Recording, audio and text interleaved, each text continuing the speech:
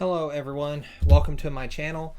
For this video I want to walk you through the VLOOKUP formula within Excel for science and hopefully better explain this formula so it's of value to you in the future.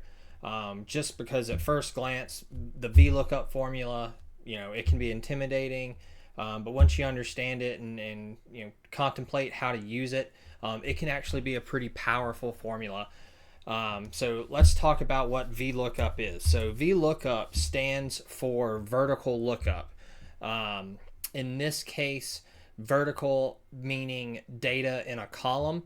So column A, column B, column C, column D.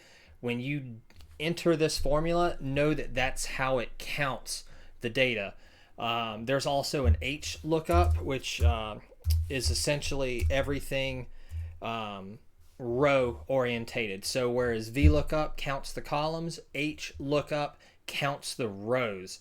So just a quick mention on that, but VLOOKUP is actually four components. There's the lookup value, table array, column index number, and then the range lookup.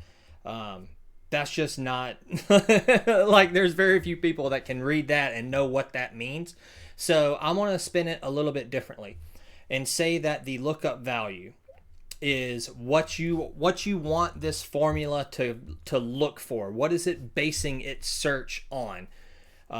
Maybe that's a piece of data, maybe that's a month, maybe that's a value or a figure. What is consistent that you want this formula to try to locate? And I'll get into two examples here in just a moment to kind of walk you through how it looks. But just remember, the first value is going to be what you want it to look for. The second section of the formula is going to be where you want it to look. So think of a big data set. The first value is going to be what you want it to look for. The second is going to be that range of data where you want it to look. Section 3, column index number, that is going to be the number of columns counting that you want it to start looking. So when we get into the example, it'll make a little more sense, but once I get to number 3 and I'm entering the formula, know that number 1, the lookup value, always is going to be count number 1. So if I want to go to go to column E and tell it to look for the value there, it's going to be 5. So it's going to be 1, 2, 3, 4, 5. So, first section, what you want it to look for. Second section of the formula, where do you want it to look. Section 3 is what column do you want it to start looking. And then section 4 of the formula is if you want it to be an exact match or not. So to reiterate, section 1, what are you looking for? Section 2, where are you looking for it? Section 3, how many columns over is the, I'm just going to put value, and then the section 4 is going to be, do you want it to match?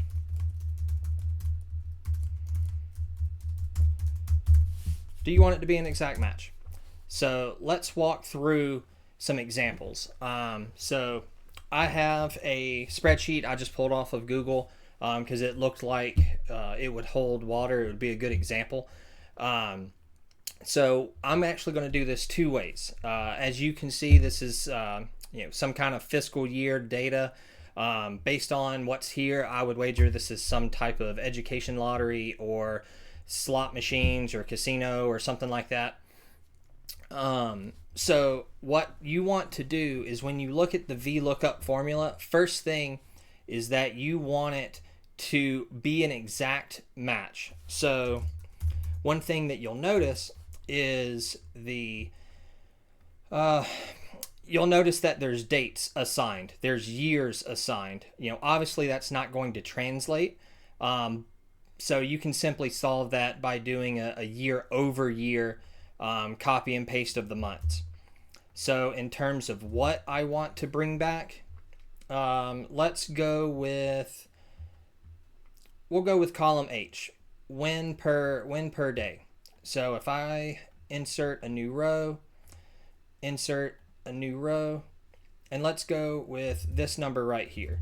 We're going to go with a win, and I'm going to go ahead and say I want to pull off of FY 22-23, just so I keep myself honest and know what I'm looking for. You can also do any number of these. It's really what you want. So same thing here. I'm just gonna do a little copy and paste, just so I keep myself honest. So if I do a fiscal year 23 to 24, you can do that as well. So I'm going to start off of the fiscal year 23-24, and I want to compare the win VGM per day, whatever that is, video game machine. So I guess how much an individual won per machine. So what I want is, I'm just going to do a quick VLOOKUP, hit tab. Again, it's those four things. What do I want it to look for? I want it to look for the month. Okay, I'm going to hit the comma. Now, if you're following along on the formula, now the table array is bolded. So I'm going to, since I'm pulling off the 22-23 tab, I'm going to click over, and I'm just going to highlight the field of data that I want it to pull. And I'm not going to click on the screen because I want you guys to see that I just, I selected what I wanted it to look for, which is the month. Again, it's going to start counting at this row. You want to make sure that what you are looking for is the exact same of what is on your source data. So I've seen some inconsistencies around dates. I've seen some issues pop up on potentially formatting and stuff like that. So you want to make sure that what you are sending it to find matches what is in the data set or the data range that you're wanting it to check in. So I'm holding off on clicking a button, because once you start playing around with these, you'll find that once you click off of what the range you've selected, it'll automatically jump back to the formula, the sheet that has the formula in it. That's not what I want. I'm staying here because best practice is to go ahead and count. Once you highlight your data range, go ahead and count the columns. Again, the first column is going to be what it looks for, and I'm just going to count over. So 1, 2, 3, 4, 5, 6, 7, 8. It's going to be 8 columns from where you start to the value that I want to bring back. Once I do that, then I add my my comma. I'm going to hit 8, and this is if you want it to be exact, just hit false. I'd say 9 times out of 10, false is what you're looking for anyway, but there are those occasional situations where approximate or true is going to be fine. So I'm just going to do the false and hit enter. And it actually pulled back the January 1. I believe that's going to be a formatting issue. Yeah, so it thinks it's a date. I'm going to pull back currency, and you'll see that number changed. One thing I do want to add, just because I don't see a lot of tutorials kind of mention it, you can come back up or venture back up to the formula bar, and you can play around in here. So if you pull, let's say I did not want column 8, maybe I miscounted, maybe I'm dealing with a large value set, and I want to change that and bring back bring back column 7. Like the formula within the formula bar is fluid. You can change it. So if you want it to bring back a different result, you can do that. Just make sure you update your header so you know what the value underneath it is supposed to represent. But I'm going to keep it on 8. Again, once we fix the formatting, that's something that you'll need to look into as you kind of go off and explore with this formula.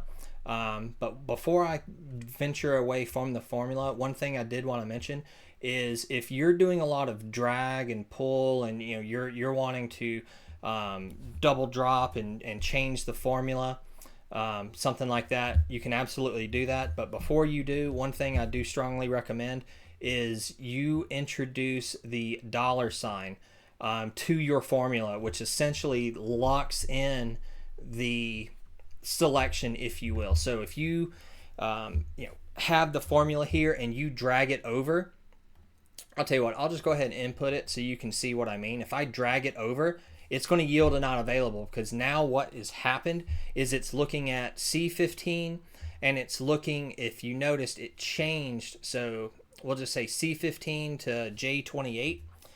On the original, you'll see that that's different. It's B15 and I26. So what the $sign is actually going to do is it's actually going to lock the cells. So shorthand, best practice, just hit F4 on your keyboard. So highlight and hit F4, and what you'll notice is now there are $signs for both the row and the column. So if you're going to be manipulating your data to a certain extent, you can absolutely do that.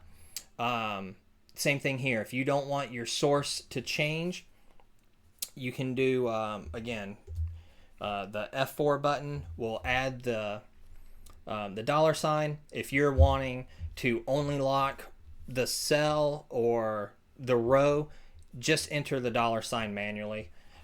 Or you can highlight it and hit F4. It's your preference. But what's going to happen is, now that I have those $signs in there, I'm going to be able to drag the formula, and it's going to stay the same. So if I was looking at this and I'm like, you know what, I want to actually know, we'll just go with this one since the formula already covers the 8. It's going to stay the same. And if I decided that I wanted to put the average daily back in, I can absolutely do that. It's that straightforward. Again, you might need to tweak the formatting based on the data set that you have, but just I wanted to give a shout out or a reference to those $signs and the shorthand for it. So once you've inputted that, you absolutely can do that. Again, I locked the cells, so that's an instance where you need to be mindful of that. So if you don't want the $signs, just straight up take them out. I do recommend at least keeping it on your data range, or the second section of the formula. But hit enter. Now that I've removed the $signs from B15, when I double click, it's now B18, B19, B21, etc. So the formula works. And one thing that you can do is you can just highlight and paste as a value. If you're dealing with the data set and you don't want to further tweak the formula, just paste it as a value, and now the formula is gone, and it's actually a tangible data or a tangible value versus a formula. All right, so last example, or the second example, if you will, same thing. I'm going to hit enter. I'm going to hit VLOOKUP. I'm going to click on what I want it to look for, hit the comma button, go back to where I want it to look at, copy and paste the date range, everything. I recommend going ahead and doing the F4 button there, and it'll sling you back to where you just were. I know from us just counting, it's column number 8. I want it to be an exact match. Double click, hit enter. Again, it's a formatting thing, so you can easily change that. So there you go.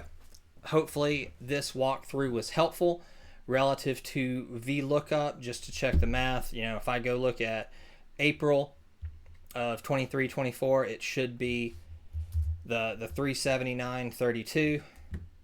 There's no decimal spot here, but there it is. So now you know the formula works.